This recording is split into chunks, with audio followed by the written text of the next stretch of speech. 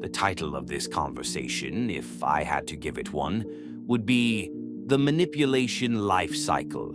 Because that's really what we're talking about, right? Not just ads, not just products, not just politicians or narcissists. We're talking about a pattern, a cycle, a script that keeps repeating in different costumes. And the older I get, the more I notice something comforting underneath all of it. Yes, human beings fall for bad things. Yes, we get seduced. Yes, we get played. But eventually, we catch on. The human brain is slow sometimes, but it is not stupid. It is adaptive. It learns. It recognizes patterns. And once it sees clearly, the trick stops working. That's what I mean when I say every manipulative system has an expiration date. So let's talk about that. Let's talk about the manipulation life cycle. Because once you can see the cycle, you stop blaming yourself so harshly for falling for things, and you start focusing on recognizing the pattern earlier next time.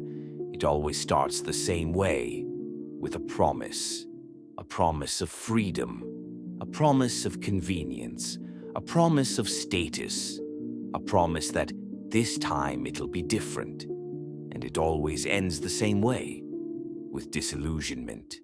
And with you a little wiser than before, I want to walk through how that shows up in our attention, in our products, in our politics, in our relationships, in our faith, and yes, even in this new AI world. And I want to do it in a warm way, not to make you paranoid, but to make you calmer. Because once you see the pattern, you don't have to panic. You just have to pause. Let's start with attention and advertising, because that's the air we breathe right now. We live in the age of the attention economy.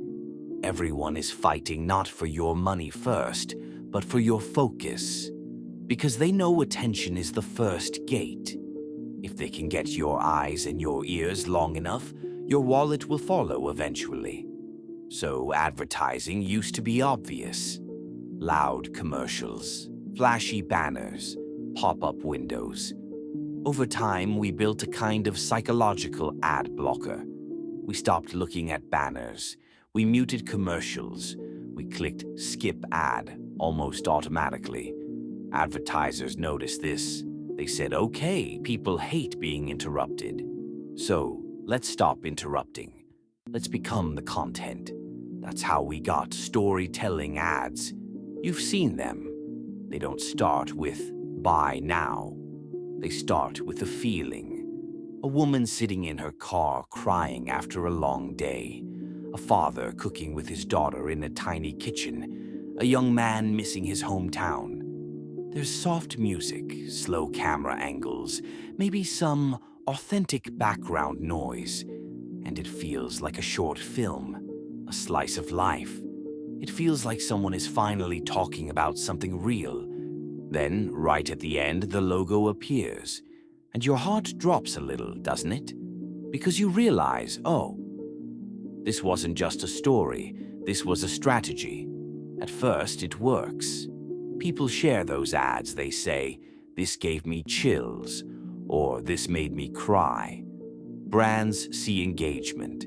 They say, look, we figured it out.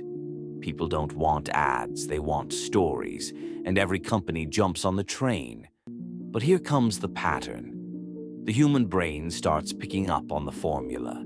It hears the same piano chords. It sees the same lighting, the same relatable couple arguing in a kitchen, the same slow zoom into a tear-filled eye, the same "we're just like you" voiceover. And after some time, it doesn't feel like a story anymore. It feels like a performance, a seduction. The warmth becomes a costume. We start saying things like, okay, what are they trying to sell me? We feel a distance. We feel ourselves detach. The manipulation life cycle moved into its next phase, exposure. This is what brands don't like to accept. They think if they just hire better writers, better actors, better influencers, they can stay one step ahead of our awareness. But they can't. Not forever. The human mind is a pattern detector. Once it tags something as, "This is how they sell to me," it loses its innocence. The magic is gone. And the ad has to get louder, weirder, more viral, more shocking, just to get the same effect as before. That's the attention economy, a never-ending arms race against the human nervous system. And the nervous system eventually wins, because it adapts. Let's move from attention to objects, products, gadgets, the things we touch, because manipulation doesn't just happen on screens. It lives in the stuff in our homes, our garages, our pockets. Think about cars. For years now, a huge part of the American car market has been selling the dream of shiny.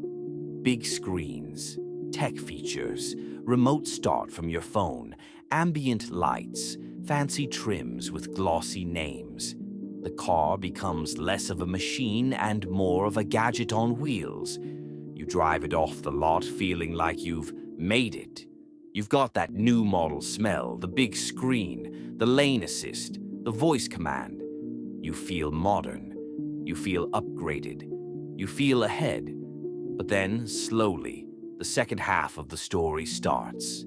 Maintenance, electrical issues, sensors failing, the touchscreen freezing, parts that cost a fortune, systems that are more computer than car, which means when one small thing glitches, the whole experience suffers. Meanwhile, somewhere in the corner of the parking lot, there is a boring Toyota, a boring Honda, a boring Subaru. No huge tablet stuck in the dashboard, no wild design, no 1,000 trim packages, just working. At first, that car didn't get the stares. Nobody said, "Wow, you bought that?" But 5, 10, 15 years later, it's still here. Still starting in the morning, still going 500,000 miles with basic care. So what happens? Exactly what you described. People start comparing notes. Why is my shiny car in the shop again? Why is my friend's boring car still running with almost no drama? Why is the resale value on these hot cars dropping while these boring cars hold their price? And then you look at certain manufacturers that focus on flash and features, and you see the business consequences. Discount after discount, heavy promotions, constant sales, stock under pressure, because trust is leaking, slowly but surely. That's the manipulation life cycle in product form. At first, the eye is seduced, the market is seduced, the reviews are glowing, YouTubers rave. Then the ownership experience kicks in. The breakdowns, the repairs, the recalls, and the pattern becomes visible, not just in cars. Look at tech. Smartphones that are amazing for about 2 years and then mysteriously start slowing down. Laptops with sealed batteries you can't replace.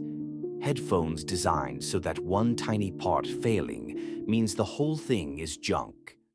Fast chargers that burn out in a year. Software updates that improve security, but also conveniently nudge you toward newer models or subscription services.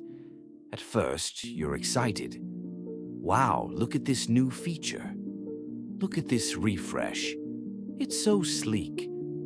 But after a few cycles, you start to realize, wait, why am I buying the same thing every 2 or 3 years? Why can't this just be built to last? Again, comparison. The old boring fridge that lasted 20 years versus the modern smart fridge that needs service after 3. The simple washing machine that just washes versus the hyper-connected one that throws an error code every few months. Whenever an industry shifts from built to last to built to be replaced, you are no longer just a customer. You are now part of their cash flow model. And people eventually feel that. At first, trends, gadgets, new releases all feel like fun. But as maintenance, repairs, clutter, debt, and frustration pile up, something in the human soul snaps. We get tired. We get suspicious. We start seeking the boring, the durable, the things that don't make us think about them all the time. Manipulation gives you a high up front, then charges you slowly over time. Real value is quiet up front and proves itself over years. You see this not only in products, but in politics too. Think about how political manipulation works. At the beginning, it is almost always a seduction. A politician shows up and speaks straight into your fears and hopes. They tell you, "I see you. I get what you're going through. The others don't care. I do." They promise to fight for you, to protect your job, your values, your identity, your sense of belonging. They give you a villain to blame: immigrants, the rich, the poor, the elites, the other party, the media, the foreigners, the neighbors. They create a simple story with a simple enemy and a simple hero: themselves. At first, it feels powerful. You feel less alone. You feel like finally someone is saying what no one else would say. You cheer, you post, you argue with people online. You feel part of a movement bigger than yourself. Then time passes. Policies are passed. Budgets are cut or redirected. Benefits are lost. Rights are shifted. Checks are sent, but something bigger is taken away quietly in the background. Subsidies disappear. Prices rise. Healthcare changes. Wages stagnate. Corruption stories trickle out. Temporary measures become permanent.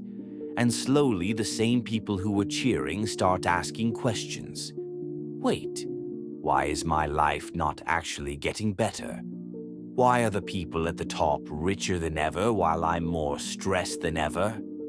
Why is the party that claims to be for people like me making decisions that hurt people like me?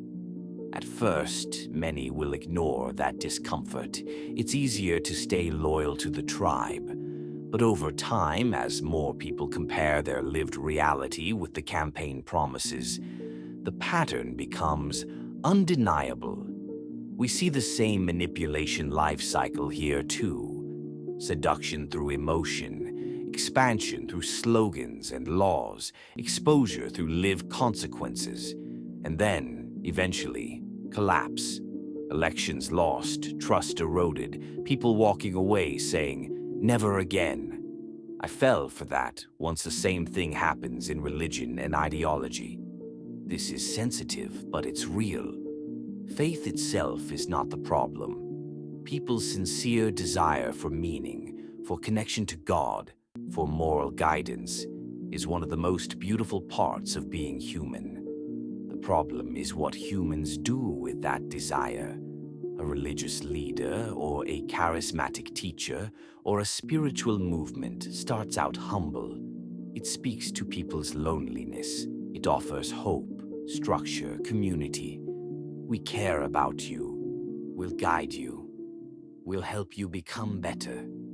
People join because they are searching for goodness. They want to be better people, better parents, better souls. Then slowly, the center of gravity shifts. The message becomes less about God and more about the leader. Less about inner transformation and more about outer obedience. Less about compassion and more about control. You might see money demands creep up.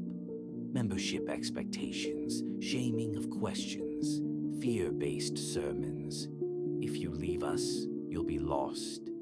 If you disagree, you're betraying the truth. If you don't give, you're selfish. At first, people stay because they remember how it felt at the beginning. That warmth, that belonging.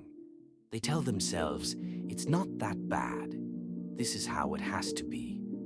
Maybe I'm overthinking. They override their gut. But then stories of harm come out. Abuse, cover-ups, financial misuse, hypocrisy. hypocrisy. Over time, the pattern becomes visible. The movement was not just about serving God, it was also about serving the power structure. And again, the manipulation life cycle completes itself. First, seduction, then control, then cracks, then mass disillusionment. People walking away not just from that institution, but sometimes from faith entirely because they feel so betrayed.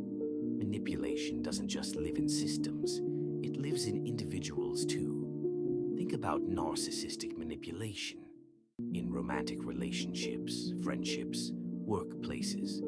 At the start, a narcissist often shows up like a dream come true. They mirror your interests. They love everything you love. They shower you with attention, praise, gifts, time. They tell you, you're different from everyone else. Nobody understands me like you. We're soulmates.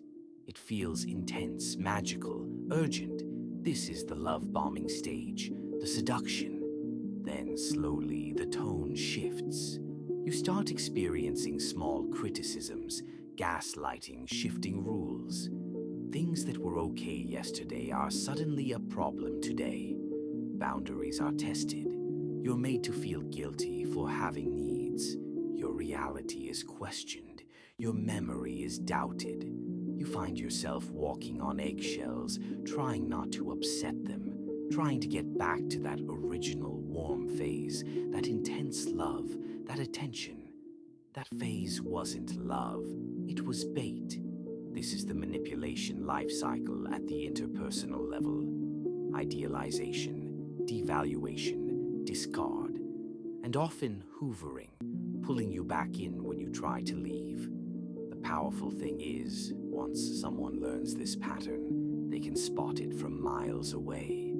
They remember the feeling of being swept up quickly, moving too fast, being overwhelmed with praise early. Their body remembers. Their gut says, I've seen this movie before. The seduction that once worked now feels suspicious. It loses its magic.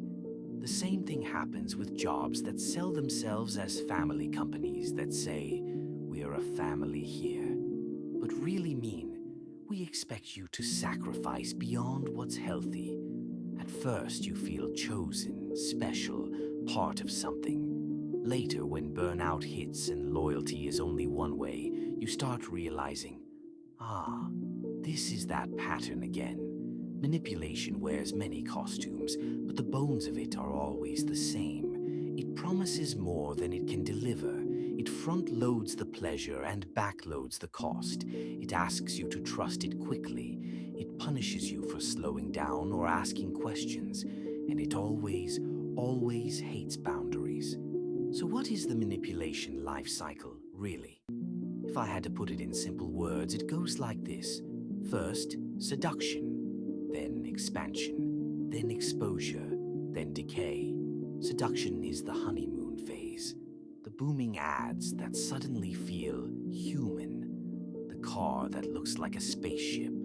The politician that sounds like a savior. The movement that feels like home. The partner who showers you with love too fast. Expansion is when the system scales. The marketing budget grows. The company floods the market with shiny versions. The political leader consolidates power. The narcissist pushes deeper into your life, your time, your emotions.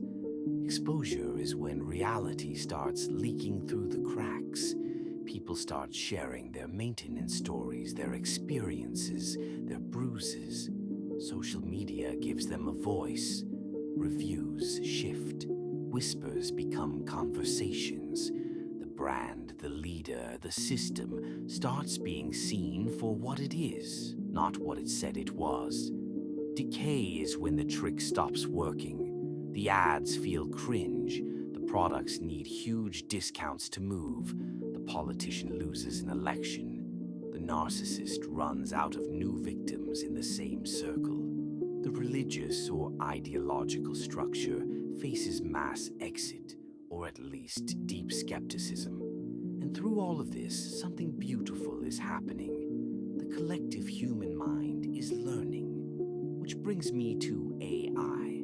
Right now, AI is still in its seduction phase. It can do so much: summarize, generate, predict, write, imitate. It feels magical. Feels like having a genius on call. Companies are rushing to plug it into everything. AI powered this. AI boosted that. It's the new smart, the new 4K, the new ultra.